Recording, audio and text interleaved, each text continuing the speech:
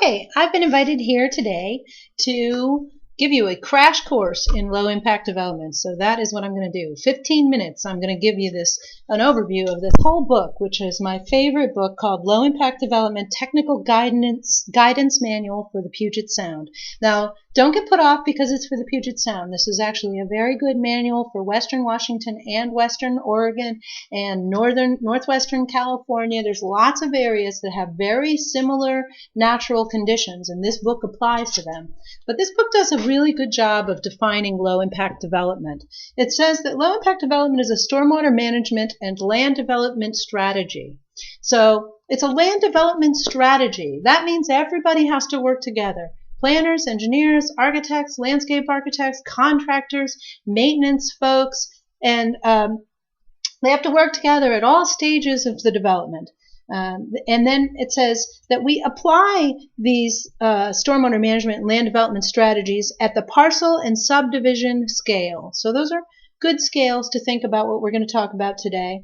And while we're doing that, we want to emphasize conservation and the use of on-site natural features. Well, how do we do that? We do that by you planners doing your job, which is to look at do a robust inventory of the natural and built conditions both on the site and around the site and especially downstream of the site, and figure out where the best places for the different pieces of infrastructure that we need should go. And we also look at how we might phase development or minimize pavement by using skinny streets or using smaller sidewalks or just laying things out so that we can save important trees, things like that. So we do that first, but then we have to integrate that with engineered small-scale hydrologic controls. So that is actually what we're going to talk a lot about today, and it's only one piece of it, but it's the piece that most people think of when they think of LID. But that's not what LID is. It's not enough just to do those small-scale hydrologic controls. Now, what's a hydrologic control? It's something that reduces runoff.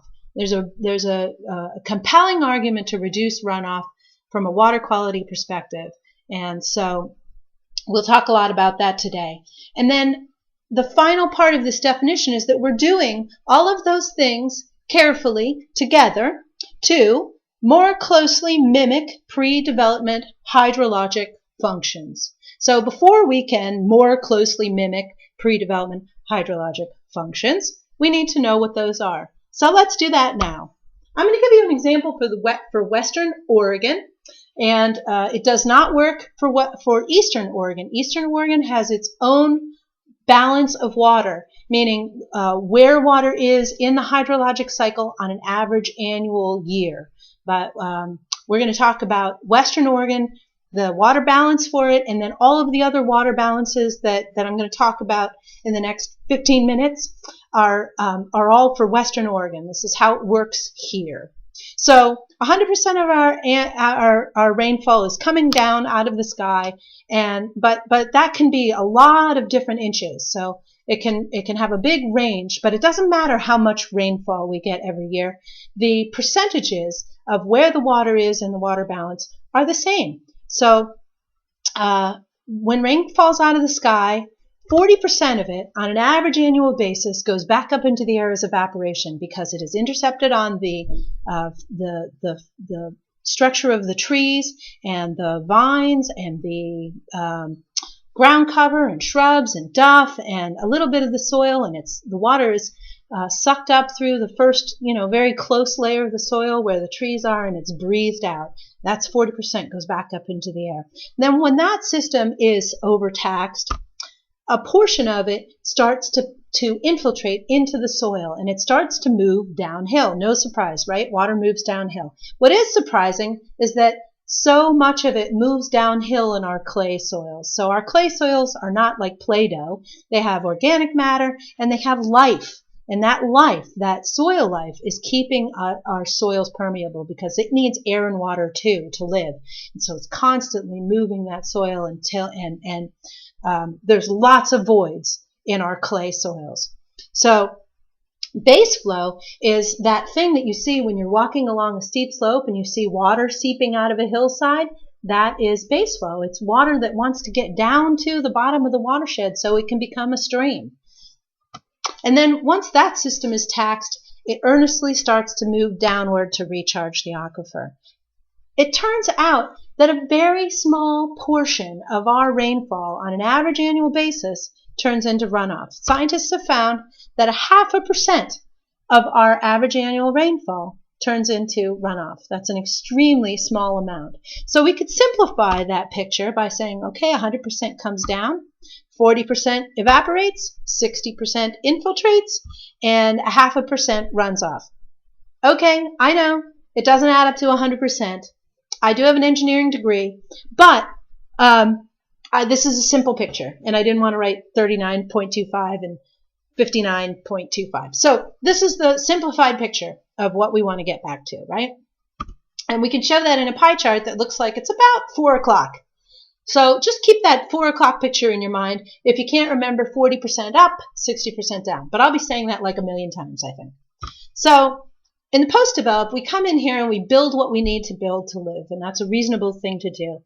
But there are a lot of impacts with that. So what happens is we still have the same average annual rainfall we've always had, but on our hard surfaces, like our roofs and our roads and our sidewalks, 2% of it evaporates. So it'll sit in the nooks and crannies and then evaporate. And none is infiltrating because it can't get through the structures that it's hitting, and 98% of it is running off. What a huge increase. So we think, well, there's still some landscape areas, right? But it turns out that our construction practices are such that we actually compact the soil either intentionally or accidentally to the point where the soil can have, and usually does have, a similar density to concrete. So in areas that have been disturbed on a development site, we are seeing that we could actually simplify this whole picture for the landscape and the road and the surfaces that we typically think of as hard, and say, oops, there's my picture, that 2% evaporates, none infiltrates, and 98% runs off. So it's a very different picture. There's no purple in that pie chart, and it's certainly not looking like 4 o'clock. So what does that mean to the watershed? Well, it means that all of that runoff that's coming off of our site is picking up pollutants as it goes. So when we want to mimic the natural hydrologic conditions, what we want to do is reduce runoff, because that's what we have very little of, is runoff. And if we can reduce runoff, we can capture a whole bunch of pollutants that are coming off of our built environment. And that will keep them all on site. Now, there's absolutely no substitute for preventing those pollutants in the first place. And a lot of the pollutants that you see on this list could be prevented.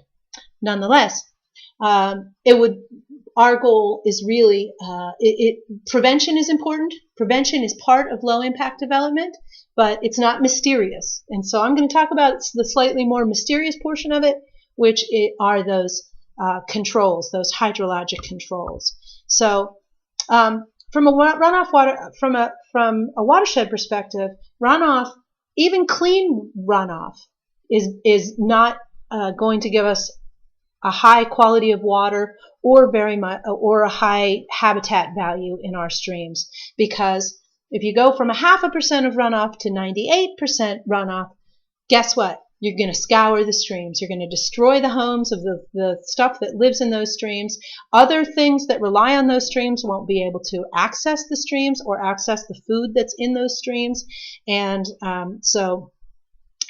you're putting a whole bunch more sediment in the stream than ever was in that stream in the pre-developed condition. So let's talk about what the planner's LID goal is. Your job is really to preserve the watershed and to reduce the amount of damage that ever takes place in the first place. So you want to kind of keep this, and lucky you if you use skinny streets and find other ways to reduce impervious pavement. Maybe take your buildings and go up 2 stories instead of having a 1-story ranch.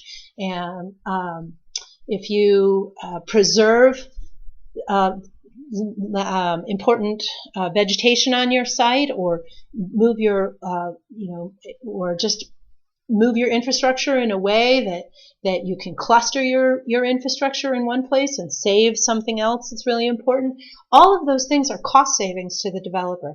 They're cheaper to do, and they are more effective than any of the things that I'm about to tell you, because the designer's LID goal is to mitigate, and it's basically to trick the watershed.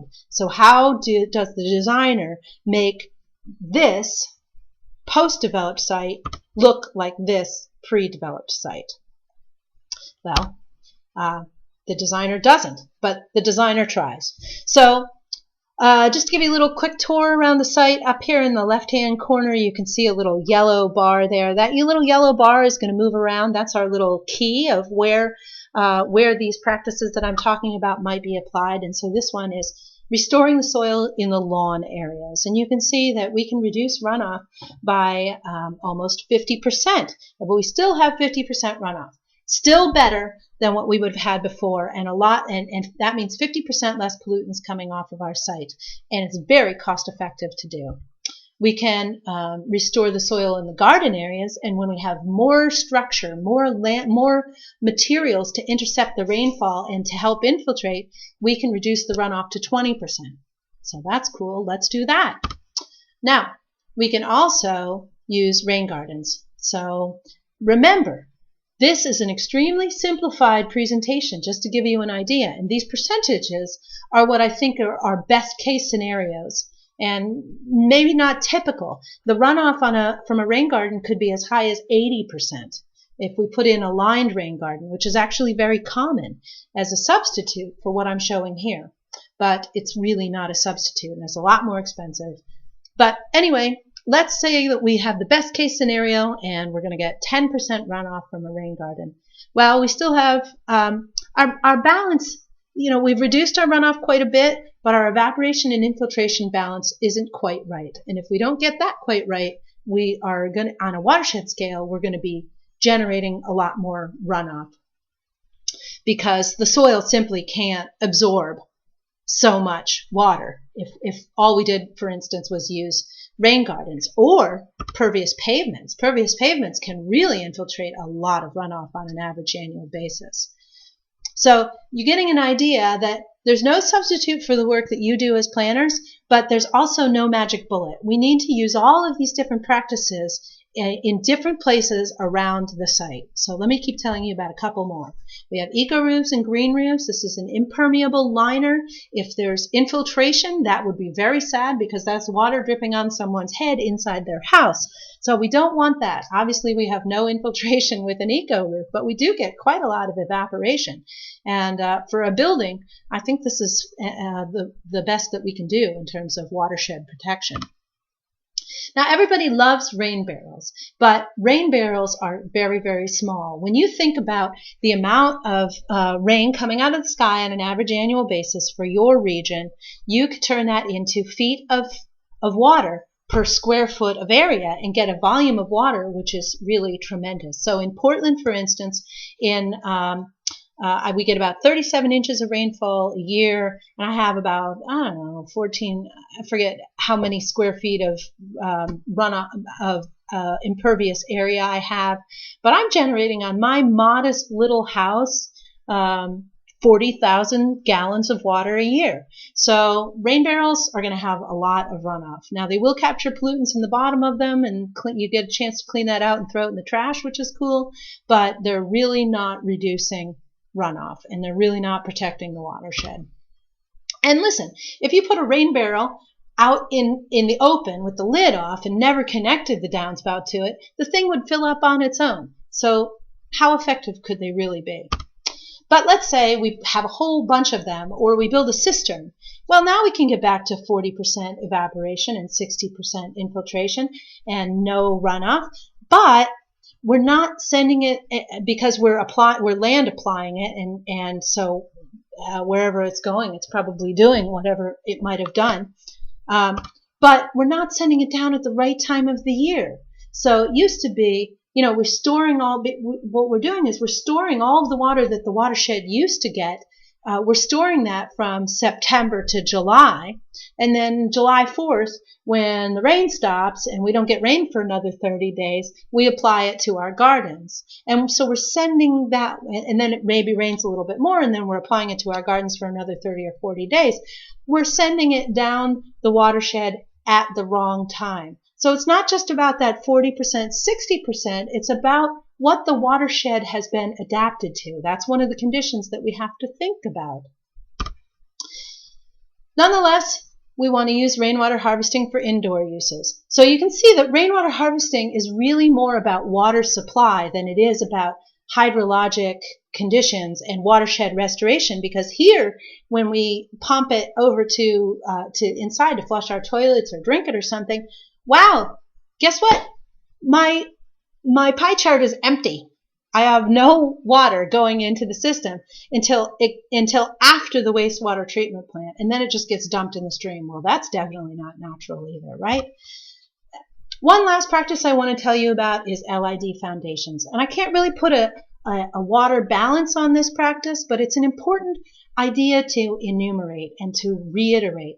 The soil is nature's big pipe, sending water downstream to recharge our streams hours, weeks, months after a rainstorm.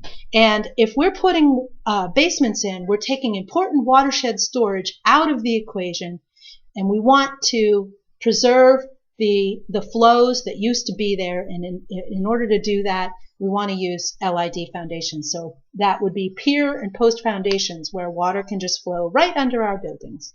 Wouldn't that be great? I think so. So planners, here we come to save the day. Well, this is Stormy Sewer. She's a stormwater superhero, and actually she's not a planner. She is a sustainability consultant, but she, like you, wants to work with everyone to bring these ideas together. So I hope this presentation was helpful for you, and that you can go do your pre-development planning, and have a little bit more knowledge about the design phase and how to plan those, but also to emphasize your very important role on the team as the protector of our watersheds. Thank you so much for coming today.